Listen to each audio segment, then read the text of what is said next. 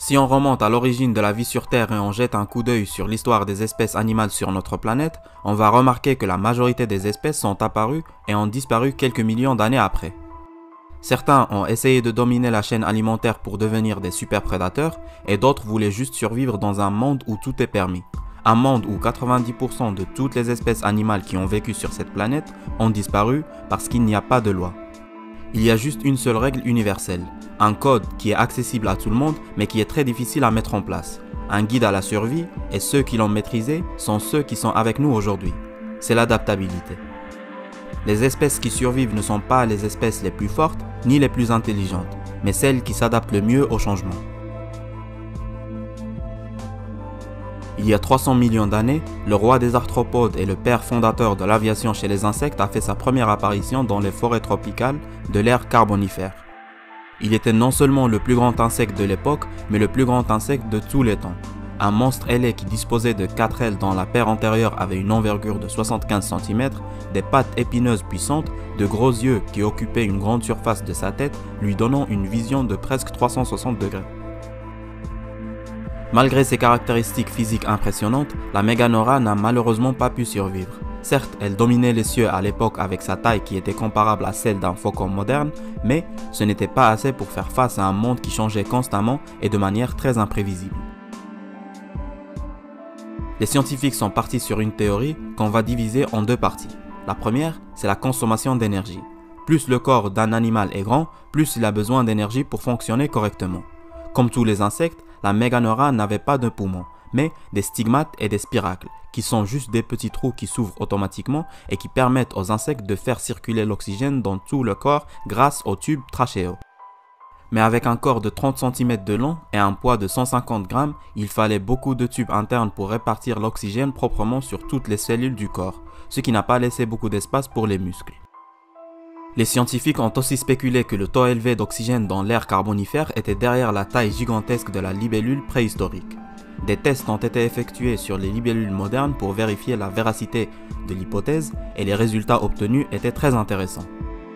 Les libellules dans leur habitat habituel avaient des niveaux d'oxygène de 21% et ont grandi normalement, tandis que celles de la chambre hyperoxique étaient 15% plus grandes. La deuxième partie de la théorie scientifique qu'on a évoquée précédemment, c'est l'apparition des dinosaures volants qui ont partagé les mêmes territoires et les mêmes proies que les Meganora, avec une consommation d'énergie bien plus efficace grâce à leurs poumons. Ce sont les deux éléments qui ont poussé les Meganora vers l'extinction et ont donné naissance au prédateur ultime dans le règne animal, la libellule. Un insecte de petite taille qui a gardé le meilleur des Meganora et a amélioré tous ses défauts, et s'est focalisé sur les proies de taille minuscule et a laissé les proies de grande taille aux reptiles volants. Et c'est exactement en ce moment que le règne de la terreur dans le monde des arthropodes a commencé. Lorsqu'on pense aux prédateurs ultimes, on pense automatiquement aux grands mammifères prédateurs, aux reptiles, à quelques poissons et quelques rapaces, mais jamais aux insectes.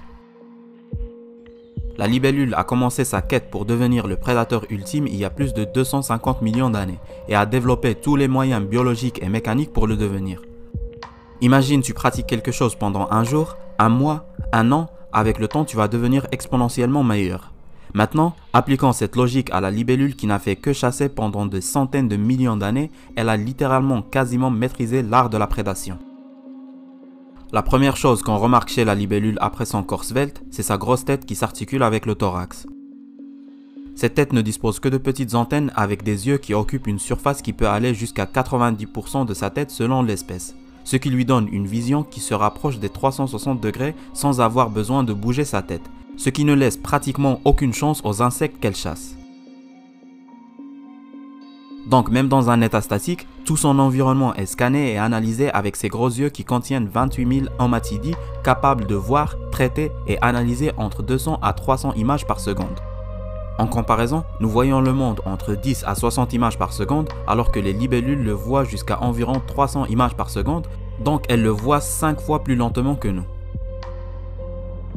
La libellule est capable de voir le monde d'une manière complètement différente de la nôtre, ce qui est évident vu que nous sommes biologiquement différents. Mais ça va bien au-delà de ça. Avec un temps de réaction rapide comme l'éclair, cet insecte voit effectivement le temps en ralenti. Ils peuvent traiter les informations beaucoup plus rapidement que nous, ce qui signifie qu'ils vivent le temps beaucoup plus lentement que nous. Bien sûr, il faut une machine pour traiter toutes ces informations, et c'est là où le cerveau de la libellule intervient avec plus de 80% de sa surface dédiée au sens de la vue. Ça explique comment cet insecte peut réaliser de tels exploits. La capacité de vol des insectes s'est développée il y a 300 millions d'années avec la Meganora, mais elle ne consistait initialement que de simples extensions de la cuticule à partir du thorax qui permettait aux ailes de battre. Cette capacité de voler a été héritée et perfectionnée par les libellules, les demoiselles et les ichnures, avec plusieurs organes qui participent de façon précise et équilibrée au vol de ces insectes.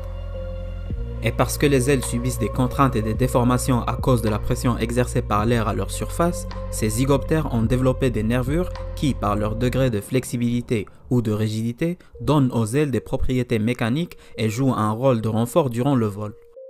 Dans l'extrémité de chaque aile de libellule, il y a des cellules très rigides qui constituent le ptérostigma. Cette rigidité empêche les ailes de flotter ou de se briser lors d'un changement brusque de direction. La libellule est l'insecte volant le plus rapide, elle peut atteindre une vitesse de 60 km/h, ce qui est juste hallucinant pour un insecte. Et voici comment elle se compare avec un prédateur habituel comme le léopard.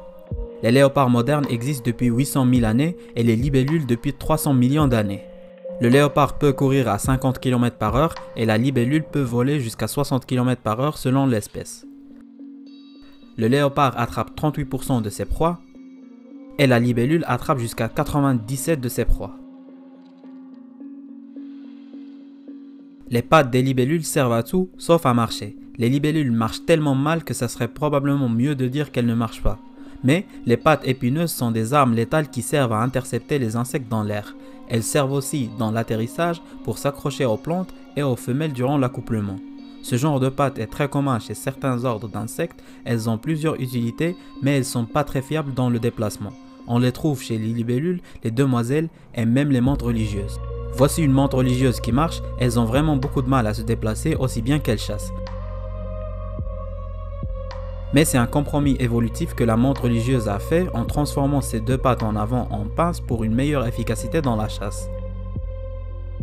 D'après Stacy Combs, les libellules ont un appétit sans fond. Elle a observé un individu dévorer 30 mouches de suite et il s'est arrêté seulement parce qu'il n'en restait plus.